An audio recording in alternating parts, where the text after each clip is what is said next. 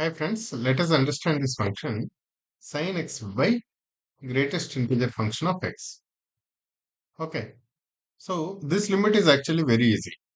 When x tends to infinity, obviously greatest integer function of x also will also tend to infinity, right?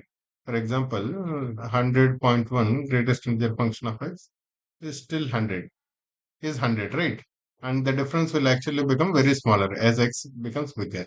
Whether 10 million point 5 or 6 doesn't matter, and because the number is so big, then this number is almost equivalent to this number.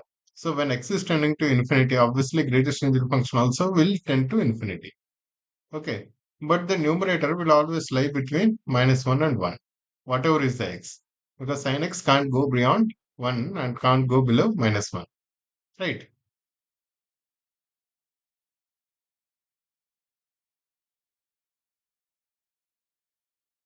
So whatever is the case, the sin x can be anywhere between -1 and 1. This greatest integer function of x will tend to infinity. So this this limit actually tends to 0, right? Because this goes bigger and bigger, right? It's equivalent to, it's roughly equal to saying sin x by x only, right? When x tends to infinity, then this becomes close to 0, because the numerator will always be oscillating between -1 and 1. Denominator will keep increasing, and that's why this graph will come closer and closer to x-axis. The cycles will go smaller and smaller and smaller, and it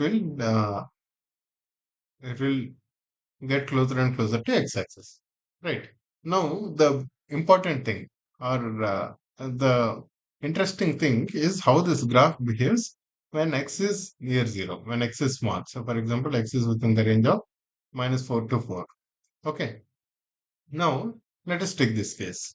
X is between 0 to 1, that is between 0 to 1. What is absolute value? What is greatest integer function of x?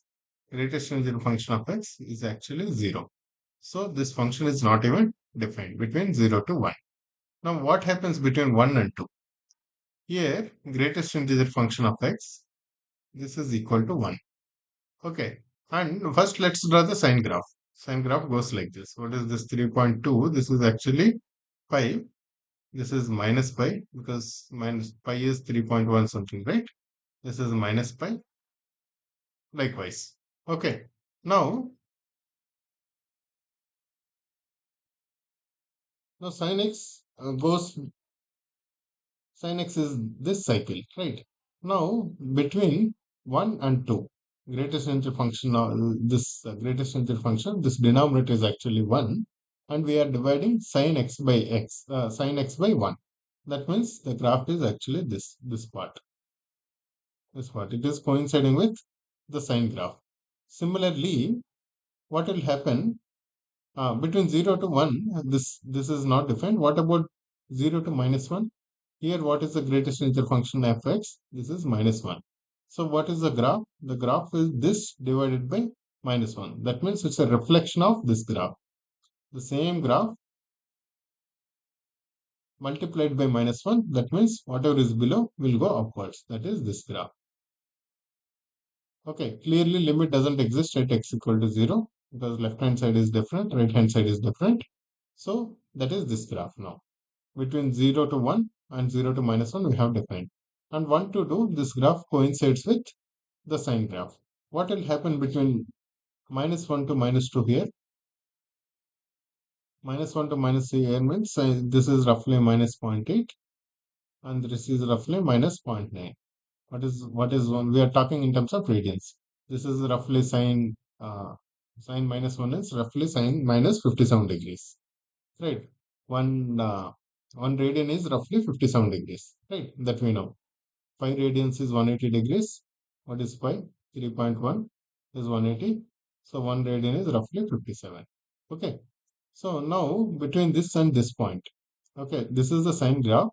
This value, whatever is this value, -0.8 to -0.9, this we are dividing with -2, because greatest integer function of x between -1 and -2 is -2, right?